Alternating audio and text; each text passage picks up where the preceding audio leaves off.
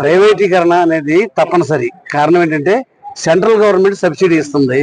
దాని ఇన్వెస్ట్మెంట్ 1,60,00,000 1,70,00,000 ఒక బస్సుకు అవుద్ది.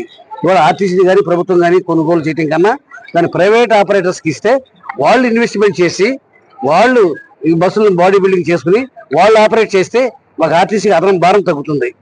ఇవాళ రోజున అంత పెట్టి కొనాలంటే ఇవాళ సుమారుగా మనకు 10,000 బస్సులు ఉన్నాయి. 10,000 బస్సుల స్థానంలో 10,000 ఎలక్ట్రికల్ బస్సులు రావాలి. మరి 10,000 ఎలక్ట్రికల్ బస్సులు రావాలి అంటే సుమారుగా 15,000 కోట్లు అవుతాయి. అంత ఆర్టీసీ దగ్గర అంత అవకాశం లేదు. ఇప్పుడు ఆర్టీసీ స్త్రీలకు ఉచిత బస్సు ప్రయాణం పెడతాం వల్ల ఆర్టీసీ ఆర్థిక భారం పెరిగింది. మరి ఈ పరిస్థితుల్లో ప్రైవేట్ బస్సులు మనమే కొనటం అనేది ఇప్పుడు సాధ్యమయ్యే పని కాదు. ముందు ప్రైవేట్ బస్సులు ఆపరేటర్స్ ద్వారా బస్సులు నడిపితే ప్రయాణికులకి సౌకర్యం కలగజేయాలనేది మెయిన్ టర్మ్. సార్ అది మెయిన్ ఇప్పుడు దేశవ్యాప్తంగా కూడా డీడీని మీద ఏమైనా ప్రజలకి ఏమైనా ఛార్జీలు పెంచే అవకాశం అలాంటివి చేసే ఉద్దేశం లేదు. ఈ బస్సుల స్థానంలో ఎలక్ట్రికల్ బస్సులు పెడితే మాకు భారం పడదు, ఆర్థిక భారం పడదు. ఇవాళ రోజున ఎలక్ట్రికల్ బస్సులు అయితే మాకు కిలోమీటర్కి 7 రూపాయలు ఖర్చు అవుతుంది. అదే ఆర్టీసీ డీజిల్ బస్సు అయితే 19 రూపాయలు ఖర్చు అవుతుంది. ఇవాళ లాట్ ఆఫ్ డిఫరెన్స్ ఉంది.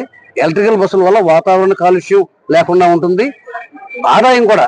ఎందుకంటే ప్రయాణ ఖర్చులు బాగా తగ్గిపోతాయి. అందువల్ల ప్రయాణికులకు ఇంకా అదనంగా సౌకర్యాలు కలగజేయగలుగుతాం. మాకు 1,050 బస్సులు ఫస్ట్ మేము అనుకున్నాం. 1,050 బస్సులకు ప్రపోజల్స్ పెట్టాం. 750 బస్సులకు మాత్రమే టెండర్లు ఆమోదించడం జరిగింది. 750 బస్సులకి electrical sub stations, charging stations అన్ని కూడా కన్స్ట్రక్షన్ చేయడం జరిగిపోయింది. 1 నెల 2 నెలల్లో బస్సులు రాబోతా ఉన్నాయి. ఆ తర్వాత కంటిన్యూగా వస్తూనే ఉంటాయి బస్సులు. ఇప్పటికీ కొన్ని ఎవ్రీడే స్క్రాప్ అయిపోతా ఉంటాయి. ఆ స్క్రాప్ అయిపోయిన స్థానంలో ఎలక్ట్రికల్ బస్సులు రావాలి. ఇవాళ మళ్ళీ డీజిల్ బస్సులు పెట్టే ఉద్దేశం మాకు లేదు. కారణం ఏంటంటే డీజిల్ రేట్లు అది ఆర్థిక భారం. ఆర్టీసీకి ఆర్థిక భారం పడకుండా ఉండాలి అంటే ఎలక్ట్రికల్ బస్సులే పెట్టాలి. ఎలక్ట్రికల్ బస్సులు పెట్టడం వల్ల వాతావరణ కాలుష్యం లేకుండా మరి వాళ్ళ వాతావరణ కాలుష్యం గురించి ఆలోచించాల్సిన అవసరం ఉంది. ప్రతి ఒక్కళ్ళు వెహికల్స్ పెరిగిపోయింది. కనీసం ఆర్టీసీ ఎలక్ట్రికల్ బస్సుల్లోకి వెళ్ళిపోతే డీజిల్ ఆదా అవుతుంది, వాతావరణ కాలుష్యం తగ్గుతుంది. That is more useful. First 750 బస్సులు రాబోతా ఉన్నాయి వితిన్ 2 months లో.